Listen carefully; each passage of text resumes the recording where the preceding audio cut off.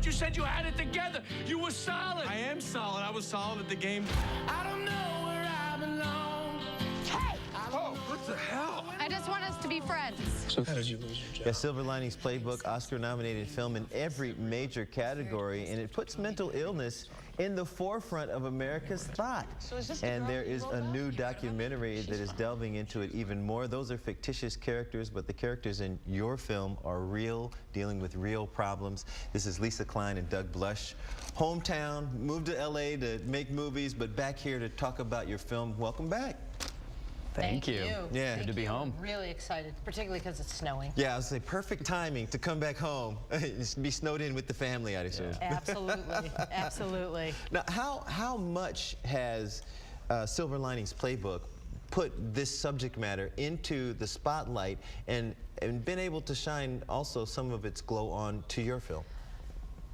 You know, You've seen the film. Yeah, I haven't I've seen the film. I don't know. You mean Silver Linings Playbook? You saw your Right. film. I've seen my film a few Seen times. ours once or twice. Yeah, tend not to watch it. But, you know, that's a really good question, and I don't know. I think we're in this weird bubble or something with, you know, I've seen Silver Linings Playbook, but I feel like over the past few years, we have lived bipolar. It was like a 4.5-year journey, interviewing and, you know, just creating the movie and editing it and everything. So it's hard to say. Do you have a response to that? Well, I think what's been happening lately is that bipolar has gone from the way that, you know, media tends to cover it, which is either celebrity scandal or you know, a terrible thing happening here or there, to a more subtle and more true thing, which is so many people are dealing with it all over the country, and they're dealing a lot of times in silence, and they have their lives and they're dealing with it as best they can. Our film is really an attempt to show what normal people, or regular, ordinary people every day have to go through while dealing with this, and also with the stigma of it, with the issues that come up. All right, the film's called Of Two Minds. Let's take a look. Bipolar disorder affects everything. There's no, oh, I'm gonna calm down. You can't. It's your brain. Everything's amazing, phenomenal. It's great. It's the roller coaster ride of your life. And then it dies. Was that actress Jennifer Lewis, very well-known character actress in Fresh Hollywood? Prince of Bel-Air originally. She has to deal with bipolar.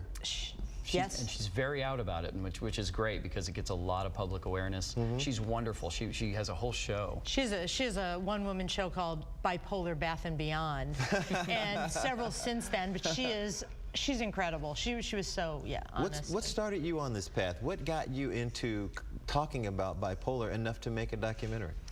Well, actually, my sister was diagnosed with bipolar disorder and has since passed away, and it's something that I felt really strongly about, that with the stigma and everything else, it needed a light shined on it and a human face put on it, where, you know, it's like we follow 3 people pretty closely, 3 people around the country, and it seemed to me that there was so much shame and stigma and everything else that people didn't really know what it was, or what, you know, it's like, oh, somebody's mentally ill, you know, how do we, you know, so that was really the impetus. You know, it seems like mental illness is falling through the cracks, and the country is being forced to pay attention to it because mental illness has been linked to some very violent outbursts in this country. A lot of people just go, well, that guy's crazy. Well, now the people that you are considering crazy, they actually are people who need help. What is your film? What is the message of your film? And also, does it talk about maybe bringing the subject matter more into the forefront so that there are things that people can do to get help? Absolutely. Yeah, I think really the point of the film is that there's so many people who you know. I mean, you know your friends and your parents and your children. They can be dealing with this, and it's not, you know, always people running around with butcher knives and things. That's so rarely is it that somebody commits violence because of mental illness. That gets all the press. That's the sexy thing. That's what gets the press. That's what gets the press. But I'll tell you, the thing is, people with mental illness are much more likely to be victims of violence than to be the perpetrators of violence. And that's part of the message of the film, is that this is something we need to understand and treat. What do we see in the film? We say mental illness. How are those symptoms evident in the film? Yeah.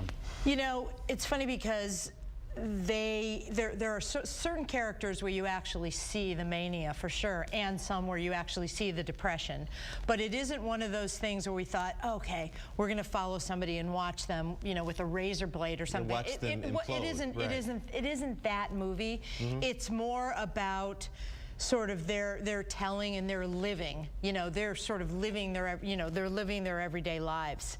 But as part of their lives, for example, this one character, Petey, he does go into a pretty manic rant, or you see Sherry extremely depressed.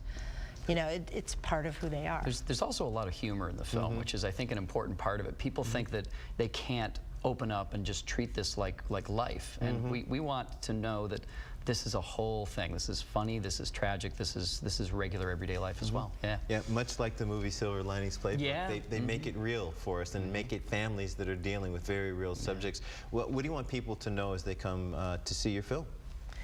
I want them to know that, oh, there's so much.